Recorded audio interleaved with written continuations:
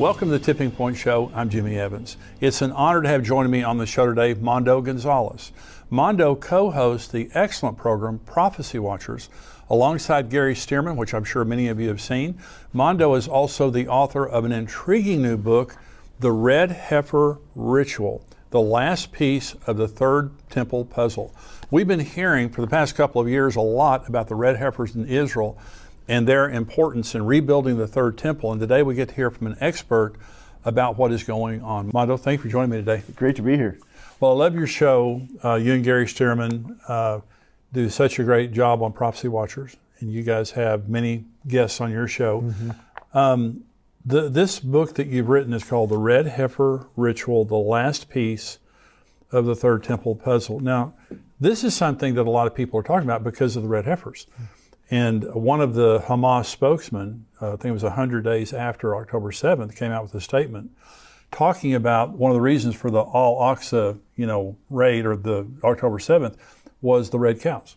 And he specifically mentioned those. So this actually started, it was a biblical, part of what God told children of Israel to do related to ritual cleansing. Okay, so talk about why you wrote the book, kind of where all this comes from.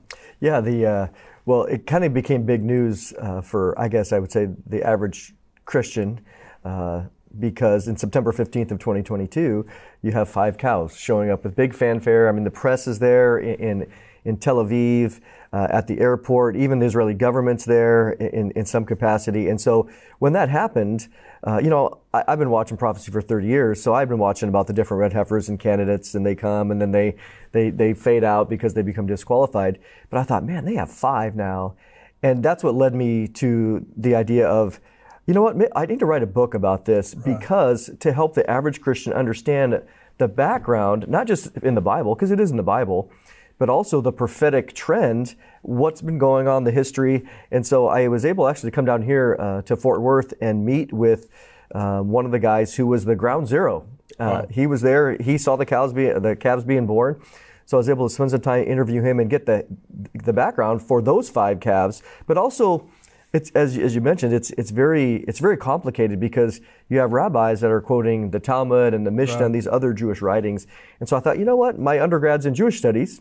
So I thought, hey, I understand all the different language, so I think the average Christian would appreciate having the entire kind of backstory, and again, prophetically, what we're looking for. And so during this interview, where we're going to end is talking about what's happening now, okay, related to the red heifers, because you have direct information on what's going on over there right now. And so we're taping this interview in March of 2024. In April or soon, there could be some developments happening over there.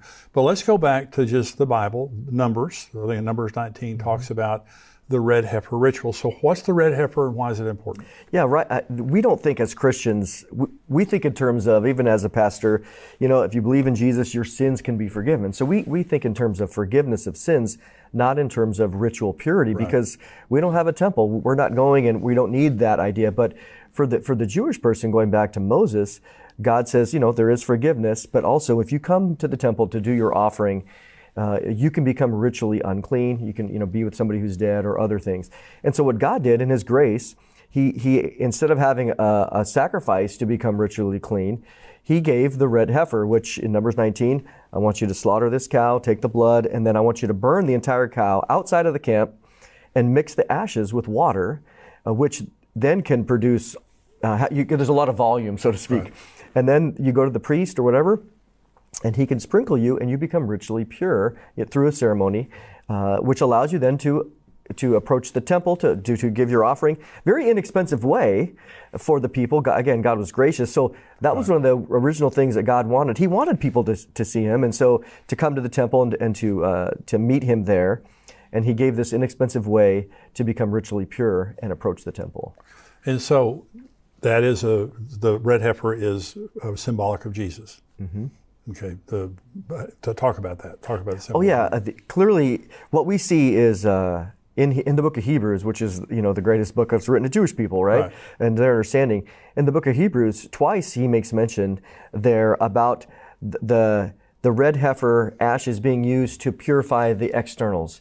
And he says, if that's true, then how much more will Jesus' blood be able to purify the conscience? Right. And so when we look at all the Old Testament regulations and prescriptions, we know, Colossians chapter 2, verse 16, that they all point to Jesus, that they were just a shadow, but Jesus, the Messiah, is the substance.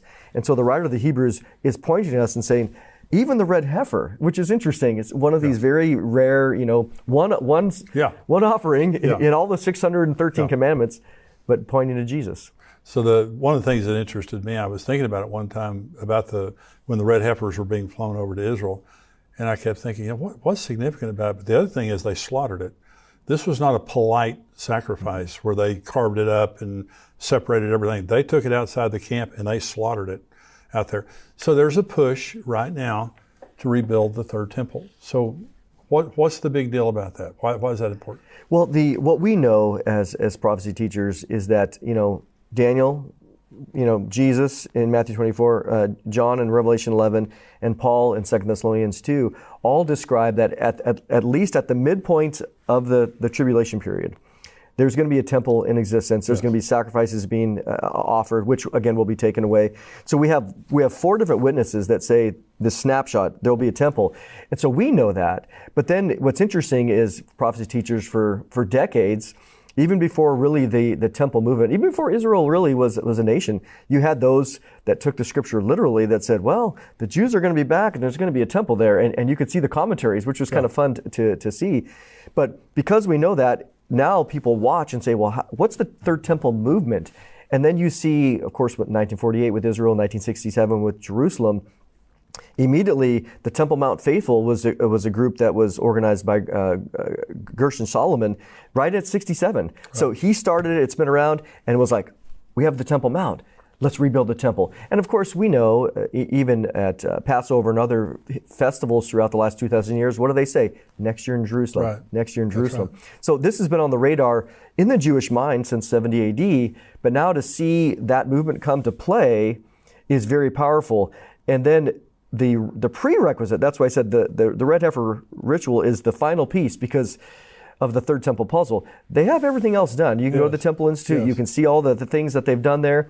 So what are they waiting for? Well, there's 2 things. They're waiting for the political government to allow it, and the geopolitics to allow it.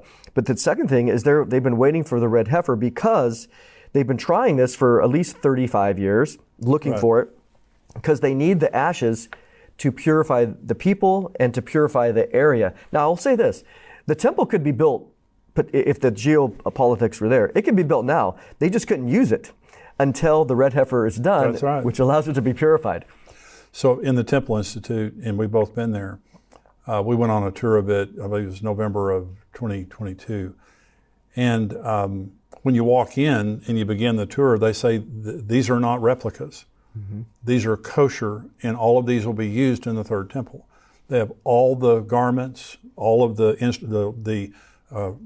instruments for sacrifice, and all things like that. The altars. They have the menorah standing in the Jewish quarter in Jerusalem. They have the cornerstone ready. I believe that's the Temple Mount Faithful. They have the cornerstone.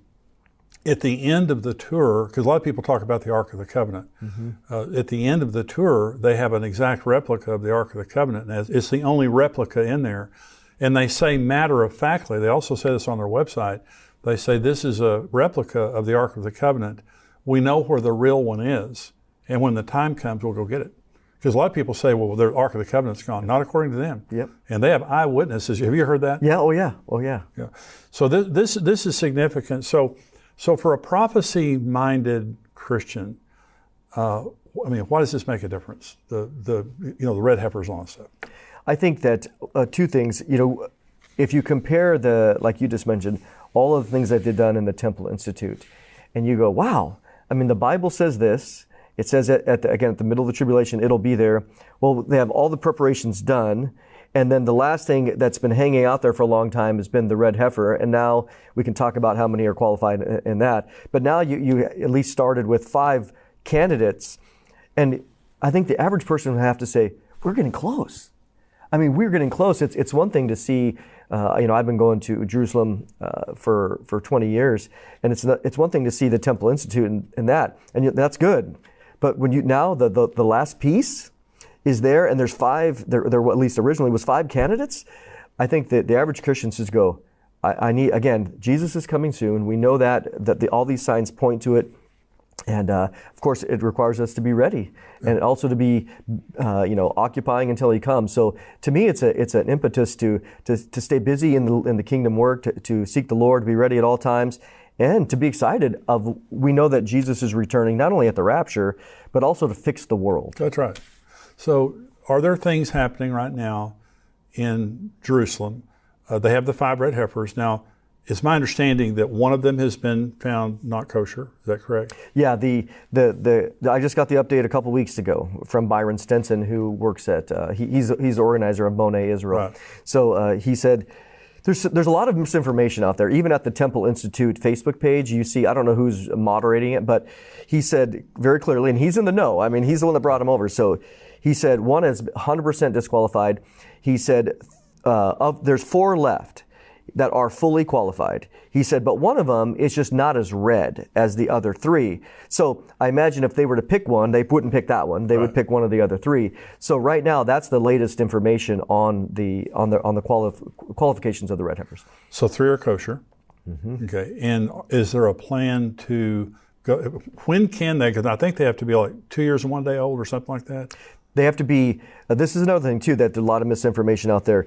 They have to be 2 years and 1 month old. 1 month. And when you look at the Temple Institute page, which they have a lot of stuff on the red heifer, it's been there a long time on their internet page, but they say 3 years, 3 years, 3 years, even a book by Rabbi Richmond, which I have, which he wrote, back in the 90s, 3 years. But what they mean by that is different than what we mean. Sure. When they say 3 years, they mean in the 3rd year. So for us, if my grandson if I say he's 3, that means he's 36 months plus something. Right. But for them, that just means that he's 24 months plus whatever, because then he's in his 3rd year, and that's really the idea. Well, we also know that, and I've confirmed this from Byron and Robert Mawiri, who's down here in Fort Worth, who was there, that their birthday was October 5th through the 12th of 2021. So basically, October of 2023, they became 2 years. So if you go to November 15th, 2 years and 1 month. So they've actually been, this is the interesting thing, and I'm not a sensationalist, but for the first time in 1900 years, as of November 15th of last year, we have at least 3, possibly 4 red heifers that are fully qualified and of age. Wow. First time in 1900 years. Is there a plan that you know of to sacrifice, to slaughter them in the near future? So the plan starting about 6 months ago, even earlier last summer, they were waiting for them to become qualified in November. And so I was thinking, they could really do something in November. But what they talked about was waiting until Passover, which is Passover 2024, which is April 22nd of this year. And they said, well, this was the Temple Institute and the Boneh Israel group. They said, well, the plan is to do the ceremony on the Mount of Olives. They have the property. Yes. And it has to be done on the Mount of Olives. It has to be done on the Mount of Olives. The Mishnah, which is the oral tradition written down 200 AD, says very clearly that. And they have the property there. There's actually 2 properties that are potentials. But they said between Passover and Shavuot, which happens to be June 12th. Now, they chose that window just because they wanted to coincide it with some Jewish festivals, because during the Jewish festivals, there's more interest and there's excitement. And I remember asking Byron in an interview I did with him, does it need to be on there? He said, no, it doesn't need to be. That's just, we wanted to bring it up. Well, at the time, this was prior to October 7th. And even later, as we heard about with Hamas, I was always skeptical, honestly, that they would do it that way. Byron had told me that he said, "Hey, pray for me. I'm working on trying to get live stream for 800 million people." Oh gosh! But that was I would be watching. Yeah, but that was before Hamas came out and said what they said. Right. So what he did tell me was that the Israeli government prior to that was very pro-ceremony. They were going to help with the security on the Mount of Olives because, as you know, on that east side, Silwan is right there to the south. It's a Palestinian area, and so to have this big bonfire of a cow would draw a lot of attention. So they talked about having security. Where now he told me, Mondo, that the Israeli government is now very much against having this ceremony at this time. Oh wow! So that has been a big change. because of these latest things. They're in the middle of a war. And I understand that, because I think in terms of, my thought was always that it would be, to go out and do that for security reasons would be very challenging, but they would do it privately, they'd film it, they would record it and say, hey, by the way, everybody, 2 weeks ago, we burnt the red heifer and we have the ashes, and here's the video. I think that would be a little bit more security conscious, but nevertheless, things are changing and really, really fast right now. Do you think that the Hamas was truly disturbed by the red heifers, or were they just using that as a pretext for what they did? We know that you can't believe anything they say. Right. And so I think absolutely a pretext. It was something that was convenient for them, because they have a base, right? They have a base too, and they want to get the people inflamed. But even even lately, I don't know if you saw the video, but CBS did a report on the red heifers in the last 2 weeks. Really? And they interviewed one of the rabbis of that's part of the Temple Institute that was here in Texas, Yitzhak Momo, on the site of where the location of their property is. But it was a hit piece on the Temple Institute inflaming the regions, basically blaming them for October 7th. And he got really irritated in the conversation. But one of the other things that they did, and I have to say this, is because what they did is, the video is like 5 minutes, people can find it online, but about 2 minutes into the video, they show this huge altar. And the guy says, this is the altar that they have prepared in order to slaughter the red heifer.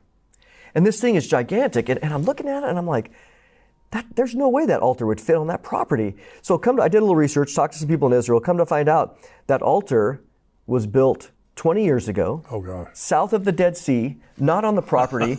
They completely lied. Wow. So they took some old footage, put it in, and they portrayed it as being the actual red heifer altar. So this is where discernment is we have to be so discerning today, because there's so much misinformation. And the fact that, well, it's not surprising that CBS would lie, but they did it to stoke the flames of feelings against Israel. Well, it's the importance of what you're doing, because this book is really fantastic, and we're going to talk here in just a little bit about the questions you ask at the end of the book, which I think are very important. But you can trust Mondo and what he's saying, because again, you're talking to Byron Stinson, you're talking to the people that are in the know over there. This isn't secondhand. So in Revelation 11, John says, I was handed a rod and told to measure the temple, but not the outer court, because it had been given to the Gentiles to trample underfoot for 42 months. So there's going to be a rebuilt temple on the Temple Mount. And we know 2 Thessalonians 2 tells us that the Antichrist sits as God in the temple of God, proclaiming that he is God. So it's going to be rebuilt, but they cannot rebuild it without the ashes of the red heifer. Okay, and so this is the 10th red heifer, is that correct? Yeah, according to Maimonides, yeah. Talk about the significance of that. Yeah, so Maimonides was a very well-known rabbi in basically, the 10th, 11th century. And he wrote a whole commentary called the Mishnah Torah. And he's writing about the longing to, when the temple comes back, this is how we will accomplish it. This is what we need to do. And he was trying to put in writing some of the Jewish traditions that could be lost. And so he has a chapter in there on the red heifer, and he talks in there that from his understanding, up until the time of the second temple, during basically Jesus' day, there had been 9 red heifers slaughtered in history. And so what he said was that when the 10th one comes, it will be offered up or officiated over by the Messiah himself. Wow. Okay. Now, what the Jews have done, the traditional or today's rabbinic Jews, they're like, well, we don't want to commit to that, because then that would leave them not being able to do anything. What they said was, they said that when the 10th heifer arrives and is offered in a ceremony, it's going to reveal that it's the Messiah's, the Messianic era has arrived. Right. Now, we would agree with that. Yeah. That I think what we're seeing is the Messianic era of Jesus returning and having the kingdom is truly here. So Maimonides said what he said, and again, they take all these things. In addition to the Bible, they have their Jewish traditions. And so that's why there's all these other extra requirements, hair follicles and different things like that, which I get into. Well, it's very stringent, that it can have, white hairs, or, it's a miracle that you have 3 that are kosher right now. And so how long have they been looking for the red heifer? Because this is 2024. where they now have kosher red heifers that they could actually sacrifice today if they wanted to. Okay, how long have they been looking? They've thought about it for a long time, but the modern movement began really in the 80s into early in the 90s, going to Mississippi. This isn't the first time rabbis have come to America. Right. Yeah. They came to Mississippi. Clyde Lott, in Rabbi Richmond's book, he's got a picture of him, Yeah. of the heifer that was at least a candidate. It later became disqualified. So since the late 80s, early 90s, this has been on the radar. And of course, there's been, again, I've been watching since 93, and there was one that shows up and then it disappears, another one that shows up and then it disappears. But this is different in that what people might not know is that in addition to these 5, there's 15 more, 18 more on the ranch that are all considered at least possibilities that they're watching. So the ranchers here in Texas, up in Rockwall and other places, this is their goal. I mean, they are breeding. Ty Davenport, he's well known for his ranch. He says, I'm doing this specifically to raise Red Angus for the temple. Hope you enjoyed today's show. Listen to see the entire Tipping Point show. Go to endtimes.com. Become a subscriber for $7 a month. Love to have you as a subscriber, but I hope that this information has been helpful to you. And listen, you can give to us on endtimes.com. You can go and you can give a donation one time. You can give a recurring donation. We need your support to keep this ministry going and to reach out to as many people as we possibly can. First of all, to lead them to Jesus Christ, but also to give comfort and encouragement to people in the very difficult times that we're living in. People need biblical truth and Bible prophecy to help them to contextualize the things that are happening in the world. The world's crazy right now, but the Bible tells us exactly what to expect, and that's comforting because Jesus Christ is coming. Thank you for joining me today. Go to endtimes.com to become a subscriber and also to give to the ministry. God bless you.